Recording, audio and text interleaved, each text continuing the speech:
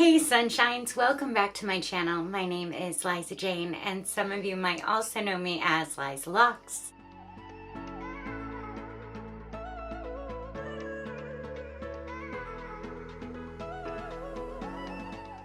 I am so excited to film this video because today I am going to show you how I make double-ended human hair extensions. When I had the idea of creating double-ended human hair extensions, I could not figure out for the life of me how to do them. So I want to make it simple for you. I don't want you to have to go through what I did to figure it out. Now, double-ended extensions are awesome because you can put them throughout your hair for volume. The spots that you don't feel as comfortable about, the spots that maybe aren't as full as you would like, especially in the back for some of us, this will be awesome for you. This is a rough one. I haven't finished cleaning it up, but I just wanted to show you what I am talking about. So what these do is I have a rubber band that goes around here, and then you fill them into different spots around a lock, and then it becomes this extra piece of volume. The great thing about human hair to me is that human hair feels really good. It's gonna feel just like your own. They do take a lot of time. And if you're lucky enough to find somebody that makes them, they're probably pretty expensive. It's actually 5 extensions put together to make one. So it can become very pricey if you're wanting to get them. That is why I want to show you how you can do it at home. Now, I am not gonna show you how to make extensions because of course I do have other videos that I will put above and link below for you to check out. But this is going to be how you can attach your extensions to an extension and then how you can make double-ended extensions. You're going to need 5 extensions already completed, and one of them is going to be made very tiny. This one, tiny. The reason for that is it is going to be the middle part that curves at the very top, the part that attaches to your dreadlock. First of all, you don't want to waste a bunch of hair on a part that you're not even gonna see. Second of all, this is really good to have it tiny for comfort because this is going to be all the way attached to the top of your head with a rubber band around it to hold it secure so that it can slide up and down. But we just want to make this one tiny. You're going to have extensions that attach to this one, and then you'll have the other 2, obviously, on the other side. Being completely transparent, I want to tell you guys that I struggle with putting extensions together. As I'm going through it, I'm like, oh, this isn't looking right. Oh my gosh, these look terrible. But by the time it's done, it actually looks really good. So don't be too hard on yourself throughout the process. It usually looks really good by the time that you're completed with it. Be gentle on yourself. Know that I don't feel like I do a perfect job. I feel like I'm far from that. That's why I say my locks are perfectly imperfect. Anyway, I hope you enjoy this process. Come along. We have our little tiny one like this. I'm going to take another one of my extensions and I am just going to snip the top, fluff up that little end, and then I'm going to add these 2 together. So what you're doing is you're pulling these hairs from this side into this one. Pull them through. That's all I'm doing right now, is simply putting my needle in, pulling it out, so that they're locking, or as I like to say, they're marrying each other. And I like to get it to the point where I could walk away and they're still gonna be attached to each other.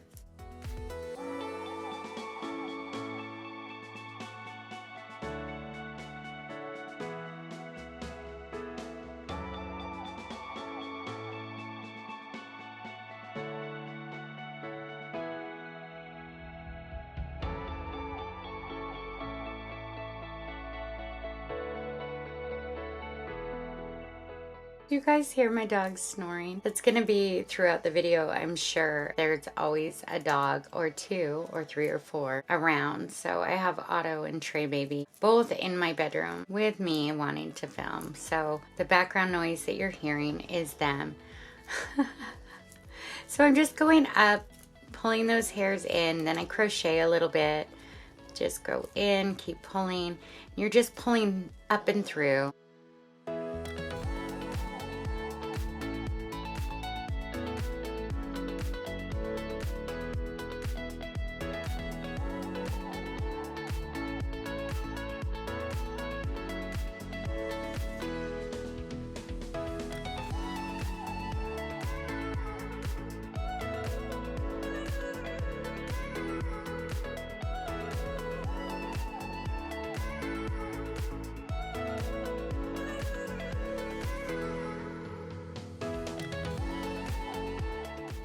Human hair is spendy, and I will put a link for the one I use. I get mine from the local beauty supply store. It's good hair. I have great luck with it. It's not probably the finest quality hair, but for somebody on a budget, I've had really good luck with it. And so that's what I use. Also, if you were to have these made, like I said, it is really expensive because you have 5 locks put together. And you can buy synthetic and you can buy woolies for a lot cheaper. So if you are wanting to try dreadlocks out, I always highly recommend, if you're gonna do braided ones, just to do the wool or the synthetic, to make sure it's something you love, rather than spending all this money on these human hair extensions. But if you're making them on your own, maybe you will do that, and that is fabulous. Or maybe you have the money to splurge on yourself, then do it. I just always prefer human hair. I think that synthetics are great for adding volume and color and all those wonderful things. There definitely is a place for synthetics. However, in my own hair, I will always prefer human hair, just because I love the way it feels. I love that it reacts the same way. If I wanted to curl it, if I wanted to braid it, if I wanted to do any of those things, it's going to work with me just as my own hair would. So that's my preference. I get asked a lot. Everybody's different, and everybody has reasons for their choices, and that's what makes us all great and different. There's a lot of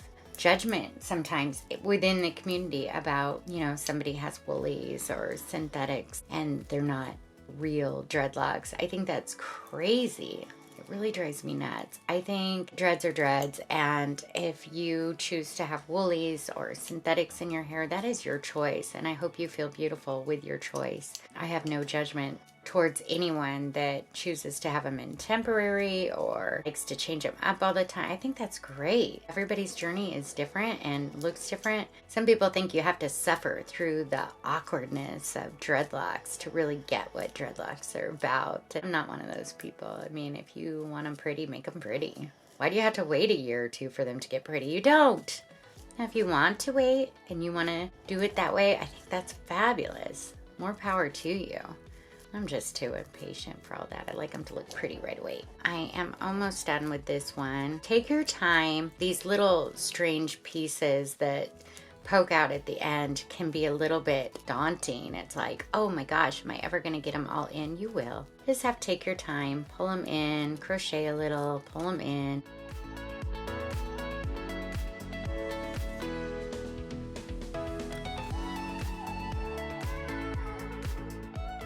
I'm not perfect. I don't make perfect dreadlocks. They are so perfectly imperfect. They don't have to be what you think in your head is perfect. We have a lot of ideas in our head what perfect dreadlocks look like. And I bet those people that you think have perfect dreadlocks, I bet they could tell you a million things about them that are not perfect. For this one also, I'm doing a rough draft. It's not gonna be completely tidied up. I do that at the very end when I'm all done with all of them. It's just my preference. I like to go through them. It's kind of, I hate to say this, it sounds so lame, but it's kind of like a rite of passage. I got done, and now I'm going to go through the ceremony. Oh, there goes Otto. I'm going to go through the ceremony of, Otto, lay down. Good boy. Of cleaning them all up, and then I do my oils and I palm roll them and I decorate them and I sage them, and it's just how I like to do it. Especially, I guess for myself it's not that way, but when I'm making them for other people, I want them to be really special. I try to put as much love in them as possible as I'm creating them, and I try to make sure that I have good energy going into them so that when they receive them, they feel the love pouring out of these little locks. I mean, I think that's how it should be.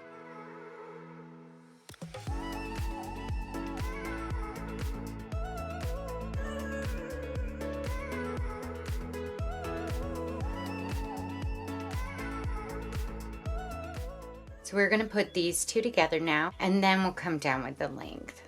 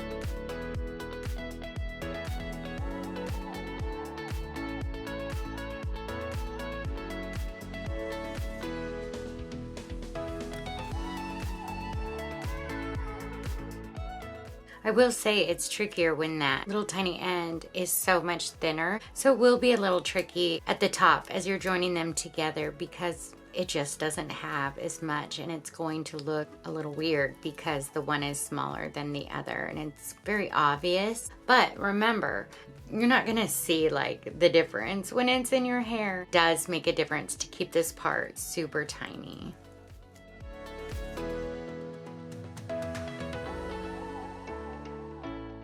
I'm gonna go ahead and add length to these. So I'm just gonna take these two extensions and add them to the bottom, and then it'll be oh so long and so pretty in her hair. So my camera died. I knew I should have got out of bed last night and charged it. I even thought, oh, I don't know if my camera's charged, and then I fell asleep. But my friends, I am just adding that other side onto my double-ended extension, and I'm gonna just have one more left. These are super, super time consuming. So here you have the one. We have it attached, and then it's going down and it's a little bit longer. Now I'm just going to add that one other side so that we have our total of 5. So it is nice and long. She has very long locks, so we want to make sure that it blends in good. So I'm going to go ahead and add this one now.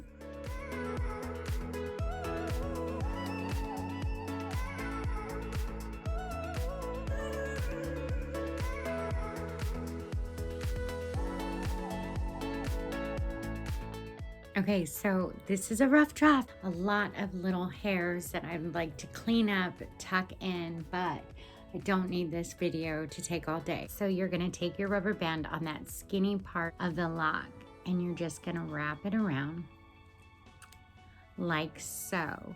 So then you have this little hole, and you can make it bigger and then slide it up tighter. But then what you do is you add it to a lock.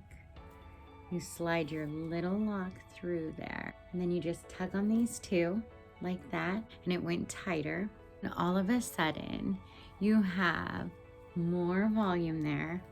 Obviously, I wouldn't put it on top. I would probably put it towards the bottom or at least under a row of locks. But I wanted to show you up front, so of course you can see it. But do you see the volume that that gives that spot?